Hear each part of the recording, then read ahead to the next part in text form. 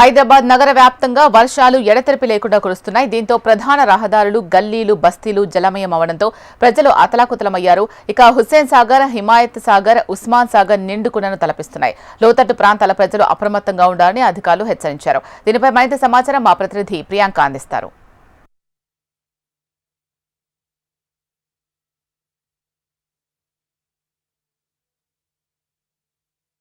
వ్యాప్తంగా ఎడతెరిపి లేకుండా కురుస్తున్న వర్షాలకి ప్రధాన రహదారులు, బస్తీలు, కాలనీలన్నీ కూడా జలమయమయ్యాయి. అయితే వరద నీటిని అంతా కూడా ఉస్మాన్ సాగర్, హిమాయత్ సాగర్ అలాగే హుస్సేన్ సాగర్ కి తరలిస్తున్నారు. వరద నీరంతా కూడా ప్రస్తుతం మనం చూడొచ్చు ఎలా పొంగి పొరులుతుందో. ఈ వరద నీరంతా కూడా మూసికి తరలిస్తున్నారు. అయితే ఈ నేపథ్యంలో చుట్టుపక్కల ఉన్న ప్రాంతాల వారంతా అంటే దిగువ ప్రాంతాల్లో ఉన్న ప్రజలంతా కూడా అప్రమత్తంగా ఉండాలని కూడా అధికారులు ఆదేశాలు జారీ చేశారు. అయితే మరోవైపు చూసుకున్నట్లయితే కూడా హైదరాబాద్ వ్యాప్తంగా రెడ్ జోన్లు ఎక్కడైతే ఉంటాయో అక్కడ ప్రజలంతా కూడా అప్రమత్తంగా ఉండాలని, అవసరమైతే తప్ప బయటికి వెళ్లకూడదని కూడా అధికారులు అయితే సూచించారు. మరోవైపు చూసుకున్నట్లయితే కూడా మరో 2-3 రోజుల వరకు కూడా వర్షాలు ఇలానే కురిసే అవకాశం ఉందని కూడా వాతావరణ శాఖ వెల్లడించింది. హైదరాబాద్ లో రెడ్ జోన్లు కూడా ప్రకటించారు కొన్ని చోట్ల.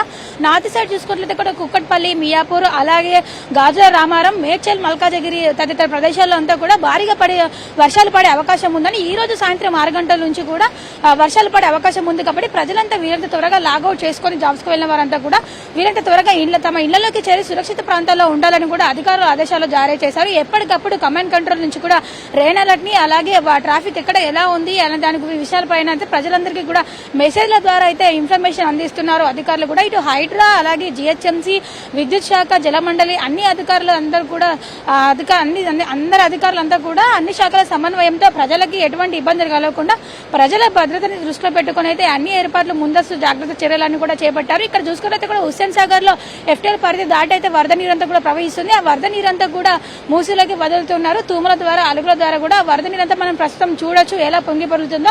ఈ వరద నీరంతా కూడా వెళ్లి మూసిలో కలుస్తుంది కాబట్టి మూసి ఇంకా ఎక్కువగా ప్రవహించే ప్రమాదాలు ఉంటాయి. కాబట్టి చుట్టుపక్కల ఉన్న లోతటి ప్రాంతాలు ఎవరైతే ఉంటారో మూసి చుట్టుపక్కల ఉన్న ప్రాంతాల ప్రజలంతా కూడా అప్రమత్తంగా ఉండాలని కూడా అధికారులు అయితే ఆదేశాలు జారీ చేశారు. నగర వ్యాప్తంగా కూడా ఈరోజు సాయంత్రం ఎక్కువగా వర్షాలు పడే అవకాశాలు ఉన్నాయి కాబట్టి అవసరం ఉన్నప్పుడే బయటికి రావాలని కూడా అధికారులు అయితే సూచించడం జరిగింది. మరోవైపు చూసుకున్నట్లయితే కూడా మొన్న కురిసిన వర్షానికి కొన్ని ప్రాంతాల్లో అయితే రాకపోకలకి తీవ్ర అంతరాయం కలిగింది. కాబట్టి దాన్ని దృష్టిలో పెట్టుకుని అయితే అధికారులు అన్ని ఏర్పాట్లు చేస్తున్నారు. మరోవైపు చూసినట్లయితే కూడా ఇటు మ్యాన్హోల్స్ అలాగే నాలాలు పక్కన ఎవరైతే ఉంటారో వాళ్ళు కూడా అప్రమత్తంగా ఉండాలి. మ్యాన్హోల్స్ కూడా ఇప్పుడు తెరిచి ఉండకూడదు అని కూడా అధికారులు అయితే జిహెచ్ఎంసీ సిబ్బందికి కూడా సూచించడం జరిగింది.